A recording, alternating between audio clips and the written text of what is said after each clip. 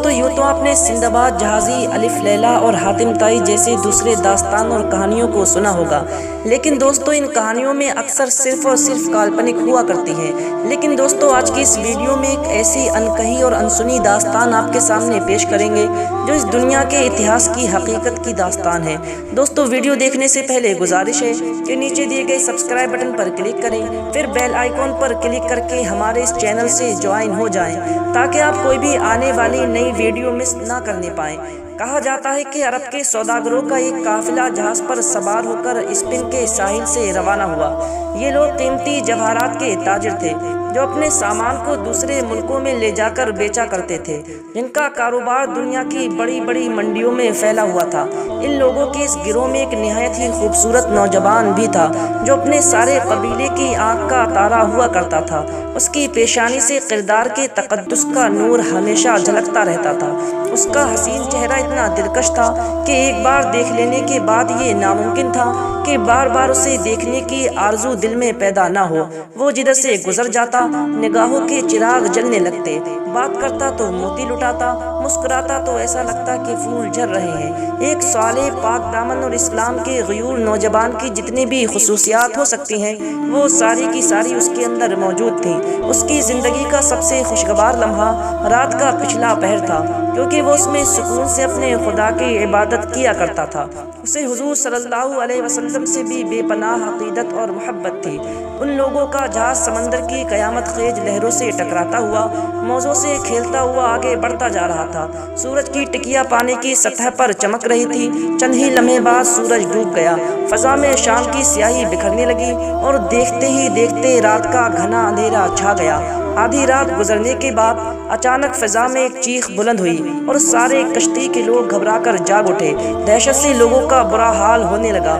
بڑی مشکل سے کانپتے ہوئے کشتی کے کمانڈر نے اشارہ کیا، وہ دیکھو سمندر کا ایک نہایت ہی بڑا اور خوفناک درندہ سامنے کھڑا ہوا ہے۔ دیکھتے ہی دیکھتے سارے جہاز میں کوہرام برپا ہو گیا۔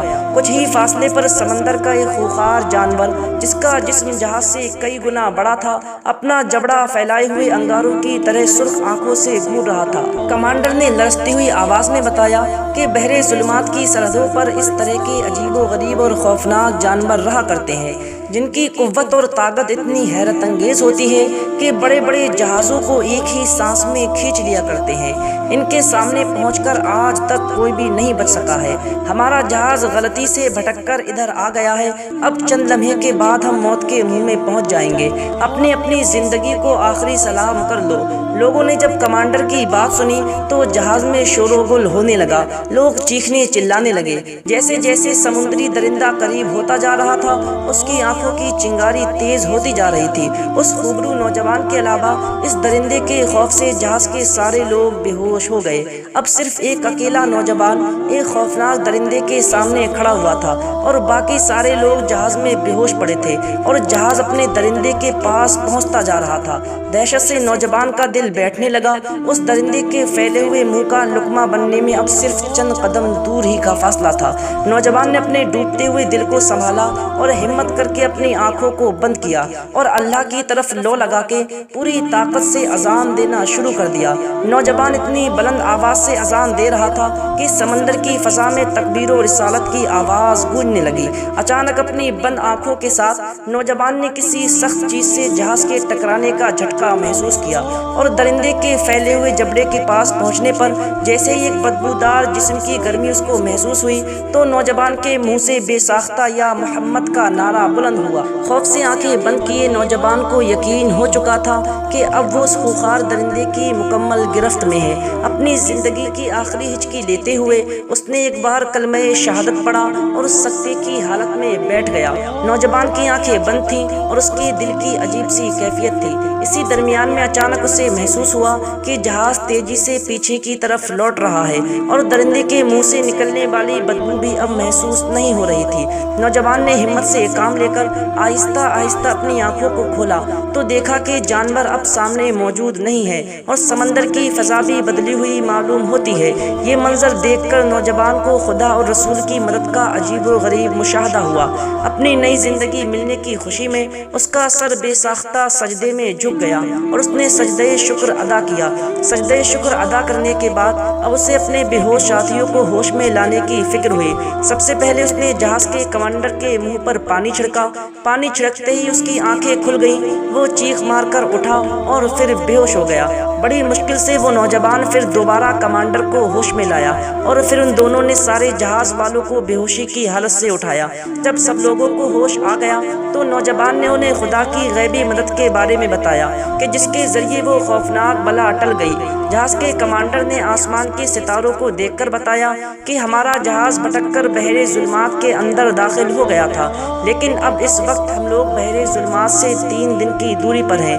یہ خبر سن کر سارا قافلہ خوشی سے جھومنے لگا اور اس نوجوان کی بھی خوشی کی انتہا نہ رہی کہ خدا کی غیبی مدد سے جو جہاز بحر ظلمات میں تھا اب وہاں سے 3 دن کی دوری پر پہنچ چکا تھا۔ اس بڑے خطرے سے بچنے کے بعد نوجوان کی محبت لوگوں کے دلوں میں اور بڑھ گئی اور لوگ اس کی ہمت کی داد دینے لگے اور اسے دعائیں دینے لگے۔ جہاز پھر اپنی سطح پر موزوں کا سینہ چیرتے ہوئے رات بھر چلتا رہا۔ قرطبہ کے ساحل سے چلے ہوئے آج 25واں دن تھا۔ دوپہر ڈھل چکی تھی کہ اچانک کمانڈر نے جہاز والوں کو خبر دی کہ سمندر کی خاموش سطح پر ایک نہایت خوفناک طوفان کے آثار نظر آ رہے ہیں۔ اگر میرا اندازہ صحیح ہے تو پھر ایک سنگین خطرے کے لیے ہمیں تیار ہو جانا چاہیے۔ نہیں کہا جا سکتا کہ آنے والے طوفان میں ہمارا انجام کیا ہوگا۔ اس خبر سے پھر جہاز والوں میں ایک کوہرام برپا ہو گیا اور پھر شور و ماتم اور چیخنا چلانا شروع ہو گیا، لیکن اس مرتبہ نامعلوم طور پر نوجوان کا دل بھی بیٹھا جا رہا تھا۔ اس نے آنے والے خطرے کو محسوس کر لیا تھا اور اس کی گہری خاموشی جہاز والوں کو خطرے کا سنگین علامت بنتی جا رہی تھی۔ جیسے جیسے وقت گزرتا جاتا مسافروں کی بے چینی بڑھتی جا رہی تھی اور پھر رات کی خوفناک سیاہی فضا میں چھا گئی۔ جیسے ہی سورج کی آخری کرن پانی کی سطح میں ڈوبی کہ اچانک سمندر میں ایک بڑا جھٹکا محسوس ہوا۔ پہاڑوں کی طرح اٹھتی ہوئی موجوں نے جہاز کو اپنی زد میں لے لیا۔ طوفان کی لپٹوں سے اچھل اچھل کر سمندر کا پانی جہاز کے اندر داخل ہو گیا۔ جہاز کے لوگ چیخنے چلانے لگے۔ اتنے میں اچانک جہاز پانی کی ایک بڑی موج سے ٹکرا گیا اور اس کے تختے بکھر گئے۔ چند لمحوں کے لیے ڈوبتی ہوئی آوازوں کا ایک شور اٹھا اور سمندر کی لہروں کی آغوش میں ہمیشہ ہمیشہ کے لیے دفن ہو گیا۔ نوجوان نے ڈوبتے ہوئے پھر یا محمد کا نعرہ لگایا۔ اس کا یہ نعرہ پھر بیکار نہیں گیا۔ پہلا غوطہ کھاتے ہی لہروں نے اسے ایک بہتے ہوئے تختے کی طرف پھینک دیا۔ تختے میں جب اس نوجوان کا ہاتھ ٹکرایا تو اس نے مضبوطی سے تختے کو تھام لیا۔ اب وہ نوجوان اسی تختے کے سہارے سمندر کی لہروں پر بہتا ہوا چلا جا رہا تھا۔ رات بھر یوں ہی سمندر میں بہتا رہا۔ اسے خود نہیں معلوم تھا کہ وہ تختہ اسے کس طرف لے جا رہا ہے۔ موزوں کا تھپیڑا کھاتے کھاتے اس کے ہاتھ پاؤں سن ہو چکے تھے اور سارا جسم درد کے مارے چور چور ہو گیا تھا۔ رات کے پچھلے پہر میں وہ نوجوان بہت بے چین ہونے لگا۔ اس نے ڈبڈبائی ہوئی آنکھوں سے ایک بار آسمان کی طرف دیکھا اور پھوٹ پھوٹ کر رونے لگا۔ تھوڑی دیر کے بعد سورج کی پہلی کرن چمکتے ہی اسے پہاڑوں اور صحرا کے سلسلے نظر آئے۔ سمندر کا کنارہ دیکھ کر اس کی خوشی کی کوئی انتہا نہ رہی۔ اس نے اپنے اندر بالکل نئی زندگی کا احساس محسوس کیا۔ ساحل پر پہنچ کر بڑی مشکل سے اس نے اپنے آپ کو خشکی پر اتارا۔ نمکین پانی میں پڑے پڑے پاؤں میں چلنے کی طاقت باقی نہ تھی اور اس کے بازو بھی حرکت کے قابل نہیں تھے۔ کافی دیر تک سورج کی دھوپ میں لیٹے رہنے کے بعد جسم میں تھوڑی سی حرارت پیدا ہوئی اور رگوں کا خون گرم ہوا اور دوپہر تک وہ چلنے پھرنے کے قابل ہو گیا۔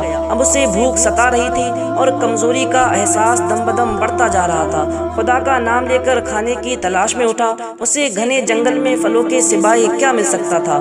کافی دیر تک چلنے کے بعد جنگلی درختوں کا سلسلہ شروع ہو گیا۔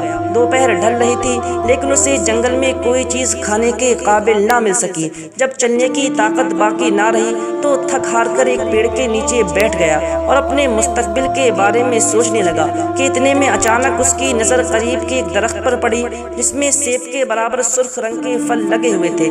اس یقین پر کہ یہ جنگلی سیب ہیں پیڑ کے پاس پہنچ گیا पेड़ की टहनियाँ जमीन तक लटक रही थी, इसलिए फलों को तोड़ने में उसे कोई मुश्किल पेश न आई। रंगो रूप तो सेब ही की तरह था, चक्कर देखा तो फल मीठा भी था। भूख की वजह से जंगली सेब समझकर उसने कई फल खा लिए। दोपहर ढल चुकी थी और कुछ ही देर में शाम होने वाली थी। वो नौजवान इसी ख्याल में खोया हुआ था कि अब फल खा लिया है तो जिस्म में कुछ ताकत आ जाएगी और जल्दी जल्दी जंगल से बाहर निकलकर रात गुजारने का कोई महफूज ठिकाना तलाश किया जाएगा। इसी ख्याल में वो नौजवान खोया हुआ था कि उसका सर अंदर से चकराने लगा और उसकी आंखें बंद होने लगी और उसकी नब्ज अचानक ठंडी पड़ने लगी और वो अचानक बेहोश होकर ज़मीन पर गिर पड़ा। दोस्तों, अगर आप इस दास्तान का दूसरा पार्ट देखना चाहते हो तो हमारी आने वाली वीडियो का इंतज़ार करें। आज की वीडियो का हम यहीं पर इख्तिताम करते हैं। दोस्तों, अगर वीडियो अच्छी लगी हो तो इसे अपने दोस्तों में शेयर ज़रूर करें।